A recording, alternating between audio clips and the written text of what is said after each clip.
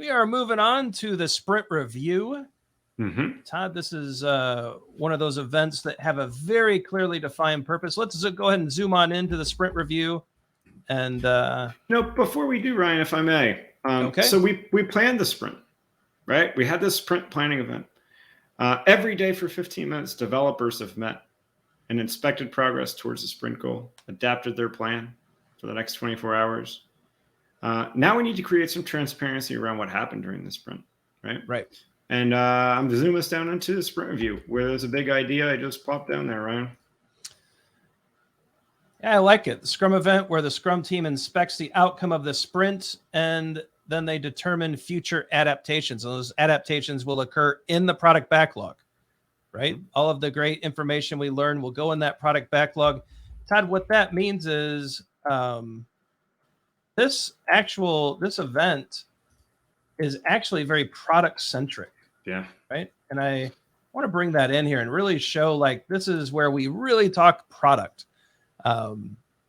Because that's what we're inspecting and adapting during the review, right? And the adapted product backlog is the ultimate outcome. Yeah, and by that, right? So we're meeting, required to attend here is Scrum team and stakeholders. So we're actually inviting people outside of the Scrum team into this sprint review. Ryan, you mentioned adapted product backlog, but what's that mean? That means that the future of the product of what we're building might change. We're talking about adding product backlog items, reordering product backlog items, removing product backlog items, all these things that happen based off of the conversations that we're having in this event.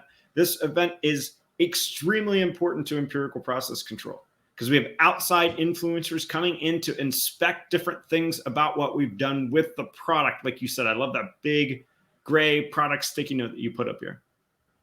Yeah, the time box, 4 hours or less. So we're having for a 1 month sprint.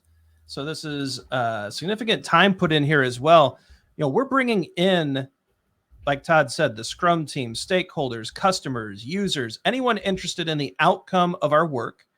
And we're taking all of their feedback. We're getting that real market feedback, that usage feedback. We're going to talk about budgets. We're going to talk about all of these things that are happening during the sprint. So this is a really awesome collaborative working session between the Scrum team and stakeholders, right? And the outcome is going to be all this great learning that's, as Todd said, is going to significantly significantly impact the future work that we're going to do, right? It keeps us aligned with the needs of the customers, the users, and the stakeholders. Really important that we get this right.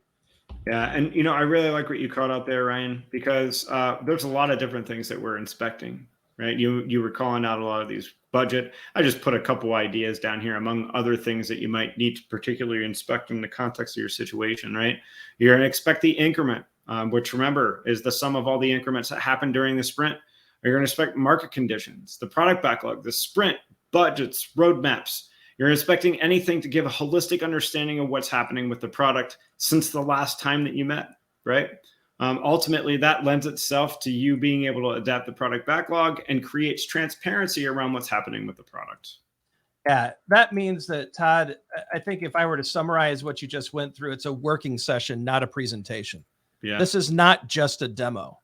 We might show some work, we might show some product, but it's the working session. It's the collaborative discussions. It's the all of this great exchanging of information, and with developers in the room to hear it, and with developers in the room to answer.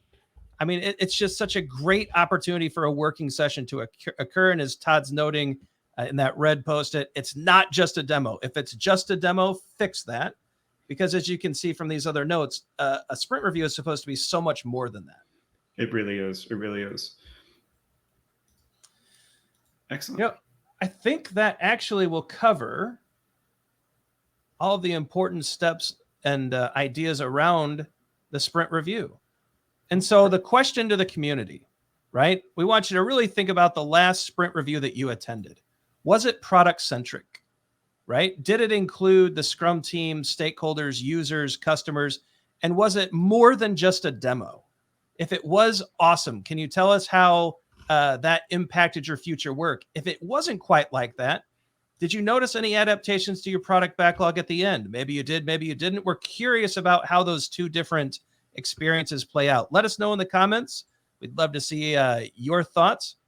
and hopefully we get some good dialogue going around a great way to facilitate and run sprint reviews. When we come back, we'll be talking about, in our next video, the sprint retrospective. We'll see you over there.